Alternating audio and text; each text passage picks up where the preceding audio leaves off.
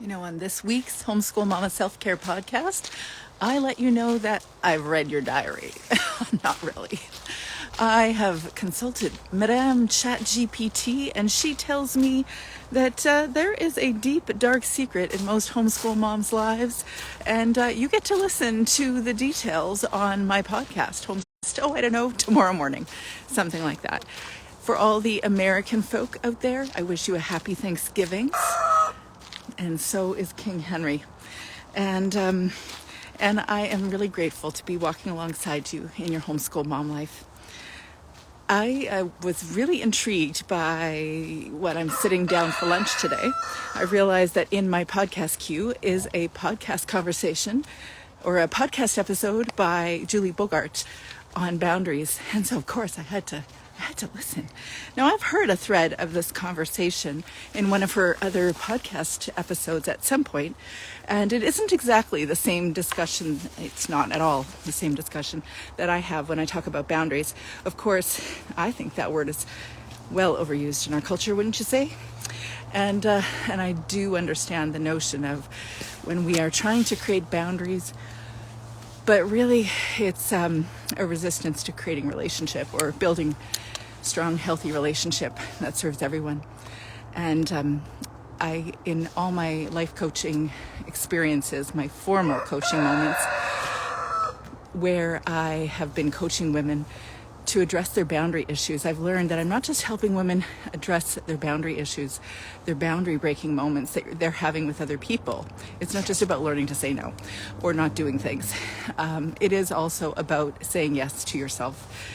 It is about building your identity alongside building your boundaries. It is all about navigating relationships, of course.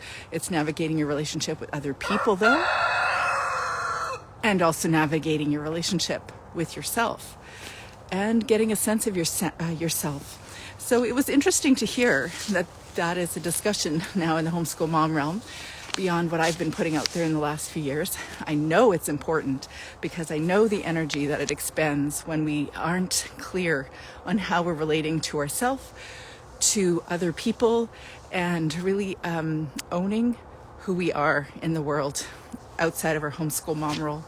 So I'm really excited to put this podcast episode out. I've probably got about 15 different posts on my website that are about boundaries or identity or something in that camp. But the other thing that I wanted to share is that when I went on Madame ChatGPT, that's what I call her because I'm Canadian, so I sometimes use a little bit of French, I actually got her journal entry of what she perceives as a homeschool mom that might have boundary issues. And this homeschool mom they titled Sarah, which is interesting because I got a lot of Sarahs, or I've met a lot of Sarahs over the course of time. So I know there's other moms with other names, many other names.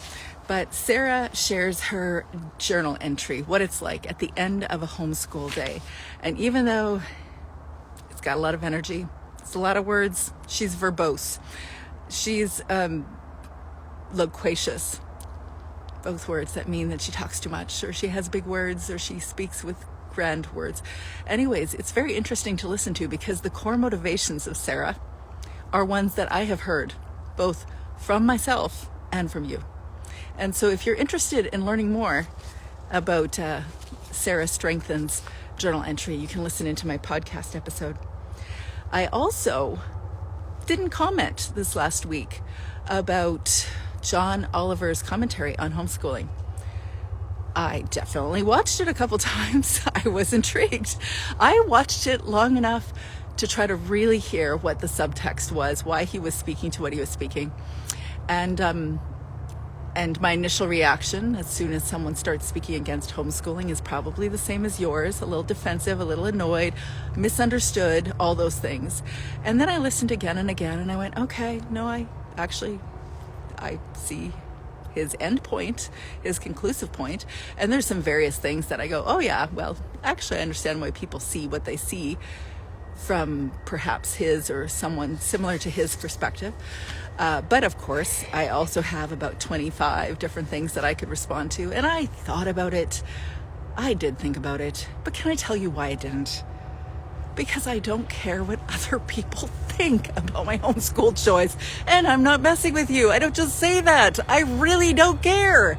I know it works. You know it works. You know it makes you happier. You know it makes them happier most days. And that's why we do it.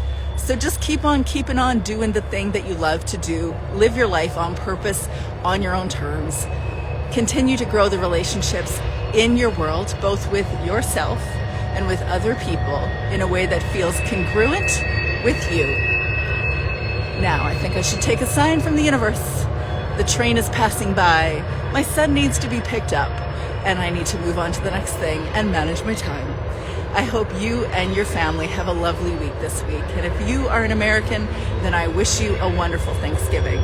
We'll talk to you soon.